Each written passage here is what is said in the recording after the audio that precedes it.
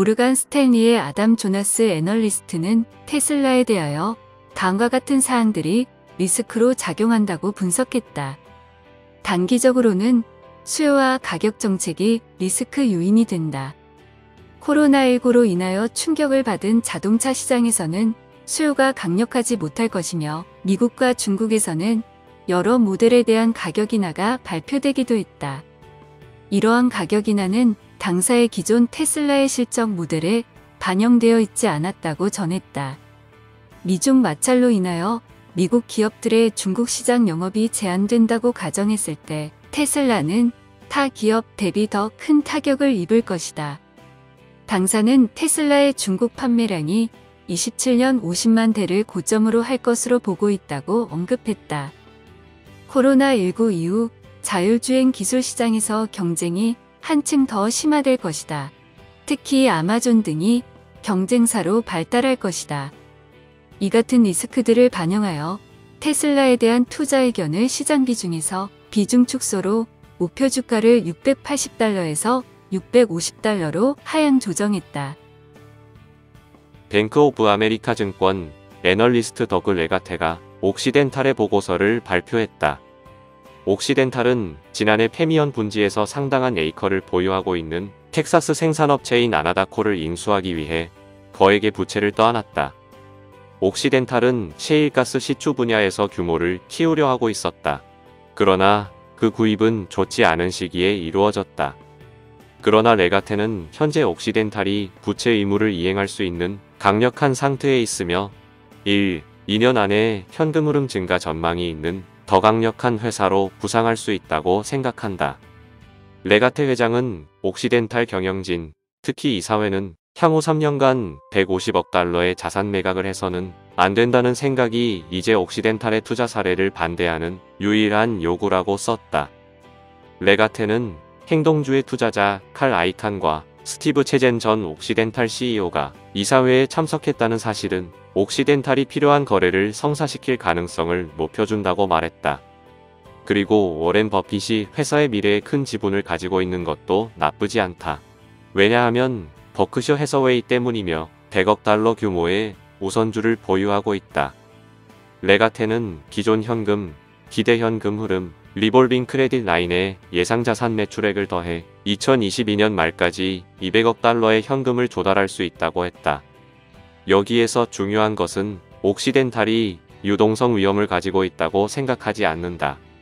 최소한 원유 곡선 앞부분의 반등은 현금 흐름을 실질적으로 개선시켰으며 경영진이 더 이상 높은 비용 부채와 위험을 야기할 사업을 할 가능성이 낮다는 것을 말하고 싶다. 레가테는 회사의 대차 대조표에 대한 그의 자신감 외에도 옥시덴탈이 미국에서 가장 중요한 자산기지를 가지고 있다고 생각한다.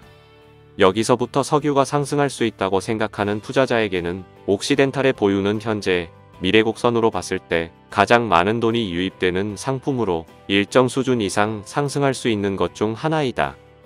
뱅크 오브 아메리카 증권의 애널리스트 더그 레가테가 11일 옥시덴탈 주식을 매수로 격상했다. 시티의 짐 수바 애널리스트는 애플 투자에 있어서 다음과 같은 사항들이 긍정적 전망을 지지한다고 보고서를 발표했다. 9월에 5G 모뎀을 탑재한 아이폰 신형이 출시될 것이다. 다만 글로벌 유통망의 납품은 평년 대비 다소 지연될 수 있다. 지난 2개 분기에 걸쳐 아이폰 매출 컨센서스는 전년 대비 마이너스 15%까지 하향된 상태이다. 미국의 하웨이 제재로 인하여 애플이 80억 달러 정도의 추가 매출 기회를 가지게 된다. 하웨이가 공략하는 중간 가격대 고가격 모델은 애플의 주 시장이기도 하다. 애플 매출에서 웨어러블 부문은 10에서 11%를 차지하는데 IDC 자료에서는 1분기 웨어러블 시장의 29%를 애플 제품이 차지했음을 확인할 수 있다. 애플 앱 사용량 증가세가 가속되고 있으며 이는 애플 생태계를 한층 더 강화하는 효과를 가진다.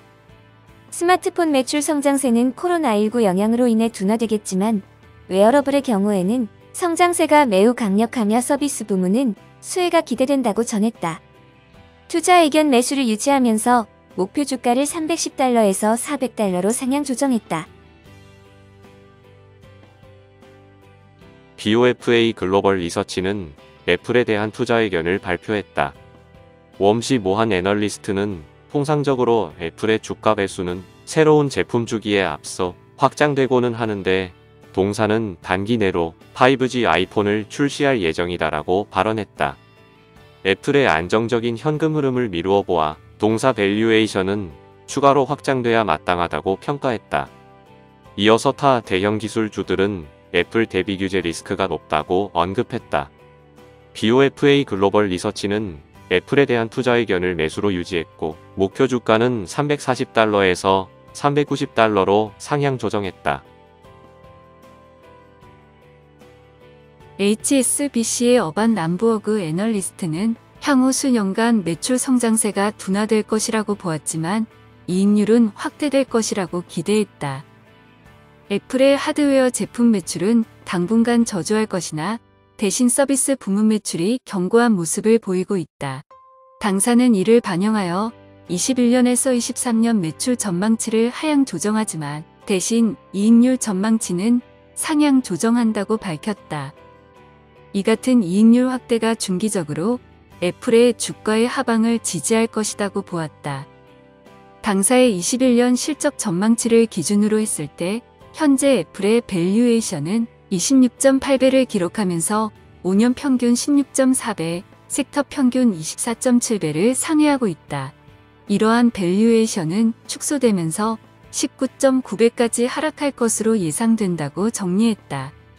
한편 애플은 20년 4분기에 5G 스마트폰 모델을 출시할 것이며 성공적인 성과를 거둘 것이라고 보았다. 투자 의견을 매도해서 보유로 목표 주가를 225달러에서 295달러로 상향 조정했다. 듀이체 뱅크는 마이크로소프트에 대한 투자 의견을 발표했다. 테일러 맥지니스 애널리스트는 동사 20년 1분기 실적 발표 후 처음으로 IR팀과 미팅을 진행했다고 설명했다. 당사는 마이크로소프트와 코로나19 사태가 20년 2분기 가이던스에 미치는 여파와 주요 전망에 대해 논의했다고 전했다. 어주어 부문의 중요성 때문에 당사의 관심은 주로 동사업부에 있었으며 당사는 6월 말이 다가옴에 따라 동부문 계약 활동상 고객과 제휴사 그리고 수요 여건에 대한 당사의 예상을 있는 그대로 전달했다고 언급했다. 테일러 맥지니스 애널리스트는 동사 20년 3분기 실적 발표 후 처음으로 IR팀과 미팅을 진행했다고 설명했다. 마이크로소프트와 미팅 중 동사 주가에 대한 당사의 견해를 악화시키는 어떠한 사항도 확인되지 않았다고 강조했다.